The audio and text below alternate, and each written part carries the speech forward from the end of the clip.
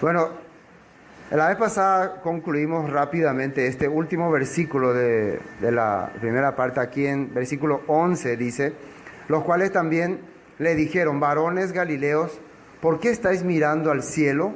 Este mismo Jesús que ha sido tomado de vosotros al cielo, así vendrá como lo habéis visto ir al cielo. Acá aparecen dos varones, y la Biblia no menciona que son ángeles, ni en la traducción antigua menciona que son ángeles, sino dos varones, dos personas. ¿Qué tipo de personas podrían ser esto que están apareciendo? En la Biblia, en varias ocasiones se presenta siempre dos representantes, dos testigos de Dios, que vienen y dan el aviso y vienen y dan el anuncio acerca de las cosas que Dios está pretendiendo. Estos dos testigos en Apocalipsis casi están identificados. Uno nosotros podemos identificar muy bien, que es Elías, porque ya estaba mencionando que Elías iba a volver y que iba a venir a anunciar la llegada del Mesías. Y el otro, hay prueba suficiente también de que es Moisés, porque el que tiene poder para convertir el agua en sangre y también hacer otras cosas, traer toda clase de plagas, dice, así menciona en Apocalipsis. Entonces estos dos testigos podrían ser personas glorificadas ya, personas ya glorificadas. Por eso sale dos varones. Pero en la Biblia también, en el mundo, Dios ha dejado dos testigos para que se compruebe que Él tiene su existencia, que Él está presente. Y esos dos testigos son su casa, la casa de Israel. La casa de Israel se dividió en dos grupos, la casa de Judá y las 10 tribus. Y vamos a pensar si esas 10 tribus o ese pueblo de Israel habrán sido testigos para la humanidad de la existencia de Dios. Cuando Dios crea a su pueblo, cuando Dios elige a su pueblo, lo saca de Israel, le da la promesa, le da el pacto de que a través de ello el mundo entero conocería la verdad. Y si ellos aceptaban su ley, iban a hacer especial tesoro. Ellos se van, reciben ese pacto, pero ¿qué pasa? Ellos no aceptan ese pacto. Pasando el tiempo, este pueblo se divide en dos casas, Judá e Israel. Viven como dos reinos diferentes. La característica de estos reinos, ¿cuáles fueron? Que Judá conservó la escritura, conservó la palabra. Pero las 10 tribus de entrada luego empezaron a adorar becerros de oro. Y su líder, Jeroboam, que era de la tribu de Efraín, por eso a estas 10 tribus se le llama Efraín, ¿qué había hecho? Le había dicho a los israelitas que este becerro de oro son los que te sacaron de la tierra de Egipto. Y ellos habían creído y empezaron los israelitas, las 10 tribus, a vivir conforme a la idolatría y al paganismo. Eso un día llegó a su límite y Dios tuvo que esparcirle por toda la nación. Esta historia ya hablamos muchas veces, pero es importante volver a recalcar. Después de que fueron esparcidas las 10 tribus, quedó solamente Judá conservando la palabra. Pero al pasarle los años, ¿qué hizo Judá?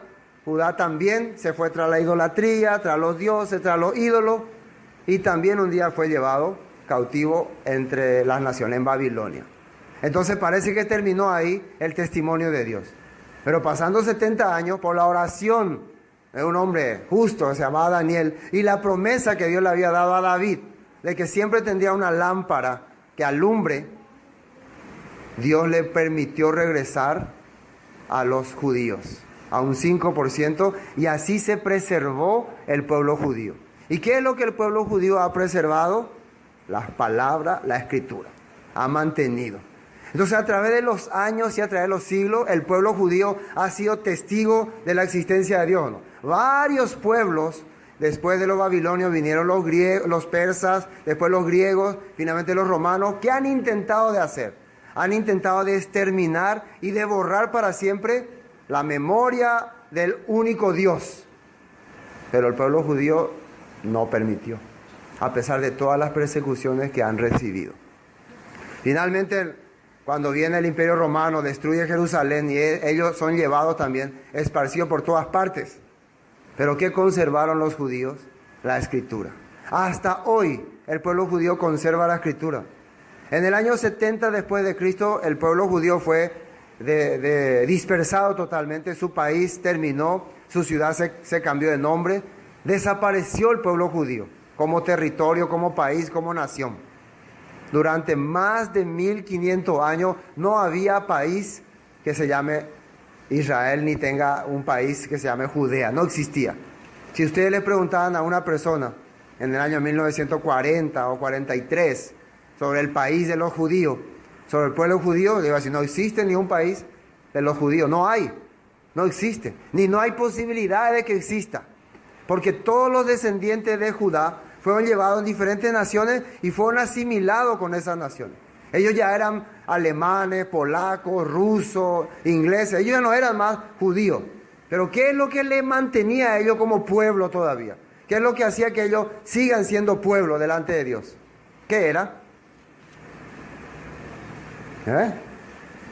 Su fe en la palabra. Su perseverancia en la palabra hizo que no desaparezca. Si ustedes van a pensar que para mantener una sociedad se necesita poder, fuerza, territorio, dinero, entonces miren al pueblo judío si necesitó eso para mantenerse. Observen. La persona que piensa, no, si vos querés preservar algo, si vos querés mantener algo, necesita poder, autoridad, no sé, muchas cosas, detalles, muchos esquemas. Entonces observen al pueblo judío, sin haber tenido nada, habiendo sido el pueblo más perseguido. Cada día eran destruidos y destruidos y destruidos. Estudien la historia del pueblo judío y van a ver qué es lo que le mantuvo hasta hoy. O sea, si hoy en día nosotros estamos pensando, si yo quiero mantenerme, mantener mi vida, mantener mi familia, necesito organizarme, necesito prepararme, necesito administrar, necesito preparar muchas cosas. ¿Verdad que eso va a lograr que yo me mantenga firme?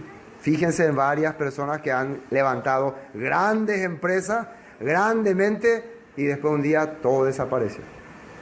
Grandes imperios, el imperio de Napoleón, el imperio romano, el imperio de Hitler y varios otros, Saddam Hussein. Al final todos se caen, desaparecen, termina ahí. Pero un pueblo que no tenía fuerza, no tenía esperanza, ¿por qué se ha sostenido? ¿Qué es lo que ellos han perseverado en su corazón?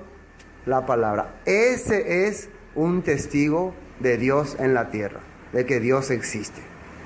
Primer testigo. Segundo testigo. Bueno, se dividió en dos el pueblo. Los judíos ya están visibles. El otro pueblo, las 10 tribus de Israel, ¿dónde están? Fueron esparcidos por el mundo. Fueron asimilados entre las naciones. Cuando llega el Mesías Jesús y predica a los judíos endurecen su corazón, pero esto era parte del plan. No piensen que esto era algo macabro, era parte del plan. El endurecimiento de los judíos era parte del plan de Dios, ¿o no? Era parte de su plan. ¿Cuál era su objetivo? Precisamente su objetivo era manifestar también al otro testigo. El otro testigo que estaría asimilado entre las naciones y que llevaría nada más y nada menos el nombre de ¿quién? El nombre de el Mesías, en todas sus traducciones y sus interpretaciones. Por eso nosotros vemos ahora que a lo largo de la historia ha habido un pueblo, un grupo grande que ha conservado el nombre del Mesías y ha defendido y ha peleado en toda su manera, pero ha peleado. Se llama los gentiles, el pueblo asimilado entre las naciones, las 10 tribus. Que las 10 tribus asimiladas entre las naciones, ahora en el cristianismo, nosotros éramos de ahí. ¿Qué es lo que defendíamos? ¿Qué es lo que defendemos nosotros? El Mesías, la sangre de Cristo, solo la cruz, solo la sangre. Es así o no es así. Judío, maldito, judío, ustedes que no creen en la cruz. Entonces había una lucha. Unos defendían la cruz, la sangre de Cristo, el poder de la sangre, y otros no, la palabra está primero, el Dios Todopoderoso. Había dos testigos entonces, que estaban preservando estas señales de que Dios está en el mundo. Y vamos a ver lo que dice la Biblia en el libro de Apocalipsis. Vamos a ir a Apocalipsis primero. Apocalipsis capítulo 3. Apocalipsis capítulo 3, versículo 7. Dice así, 3:7. Escribe al ángel de la iglesia en Filadelfia. Esto dice el santo, el verdadero, el que tiene la llave de David. Y nosotros ya sabemos que David tenía que restaurar las 12 tribus de Israel. El que abre y ninguno cierra, y cierra y ninguno abre. Yo conozco tus obras, He aquí que he puesto delante de ti una puerta abierta, la cual nadie puede cerrar. Porque aunque tienes, fíjense lo que dice ahí, poca fuerza, pero ¿qué has hecho? Has guardado mi palabra y no has negado mi nombre. Dos características de esta iglesia. Has guardado la palabra y no negó el nombre del Mesías, nombre de Jesús. Pero hay algo más que dice ahí, versículo 9. He aquí yo entrego de la sinagoga de Satanás a los que se dicen ser judíos y no lo son, sino que mienten. He aquí yo haré que vengan y se postren a tus pies y reconozcan que yo te he amado. Dios le está hablando a esta iglesia con poca fuerza, que hay algunos de la sinagoga, ¿no?, de Satanás, congregación aparentemente de expertos en la ley de Dios, de conservadores en la ley de Dios, pero que son servidores de Satanás, hombres de Satanás. Así le está hablando, está refiriéndose a algunos que se dicen ser judíos. ¿Por qué dicen ser judíos? Porque el que era verdaderamente judío entendería la voluntad de Dios. Pero nosotros vimos que muchos aparentaban ser judíos y después se opusieron a la verdad de Dios. Yo les voy a entregar, dice, en tus manos. Ellos van a venir a postrarse delante de ti. El versículo 10. Por cuanto has guardado la palabra de mi paciencia, y yo también te guardaré de la hora de la prueba que ha de venir sobre el mundo entero, para probar a los que moran sobre la tierra. Además de esta sinagoga de Satanás, que se creen ser judíos, va a venir una hora de prueba contra el mundo. Ahí ya está hablando contra el resto de la humanidad, contra el resto de las personas. Y esa prueba, ¿qué va a demostrar? Que Dios tiene a su escogido ahí, en medio de ellos. Muchos usan esta palabra que cuando dice, has guardado, yo te guardaré, yo te voy a sacar de ahí. No, en medio de esa tribulación, en medio de esa angustia, yo te voy a sostener, porque guardaste mi palabra. ¿Qué quiere decir? Tanto entre judíos como entre gentiles, Dios va a sacar su remanente fiel. ¿Quiénes son su remanente fiel? Los que guardan su palabra y creen en el testimonio de Jesús. Entre las naciones y entre los judíos también. Versículo 11 dice, he aquí yo vengo pronto, retén lo que tienes para que ninguno tome tu corona. Vengo pronto, retén. Hermano, tenemos la característica de un tiempo ser, ¿cómo se dice?, motivado por las cosas. Un tiempo que la palabra nos motiva, nos da esperanza, nos da fuerza. Pero a medida que pasa el tiempo, es cuando se nota realmente si yo recibí o no. Si realmente esa semilla produce o no produce. El tiempo es lo que muestra. Acá está diciendo, retén esta palabra hasta que yo venga. A no ser que alguien te quite tu corona. Dice. Quiero ver otro en Apocalipsis 12. Mismo Apocalipsis. Vamos a ver quiénes son estos. Versículo 17. Dice así. 12:17. Entonces el dragón se llenó de ira contra la mujer y se fue a hacer guerra contra el resto de la descendencia de ella. Esta mujer representa al pueblo de Israel, ¿no? Cuando Satanás no puede destruir a su pueblo establecido, a su pueblo ahí que está manifestado literalmente, va a hacer guerra contra su descendencia, dice. ¿Y quiénes serían la descendencia de Israel? Descendencia de Israel, dice. ¿Y qué dice acá? Contra la descendencia de ella, los que guardan los mandamientos de Dios y tienen el testimonio de Jesucristo. Esos son la descendencia de Israel. Contra ellos va a ir a hacer guerra el dragón. Si el diablo no le hace guerra, analicen un poco. ¿Por qué no tengo? Yo estoy feliz, yo no tengo guerra. Mi vida es tranquila, yo tengo felicidad todo el día. Yo no tengo nadie, me hace guerra a mí. Acá no tiran ninguna bomba. Entonces, ¿contra quiénes va a ir a hacer guerra?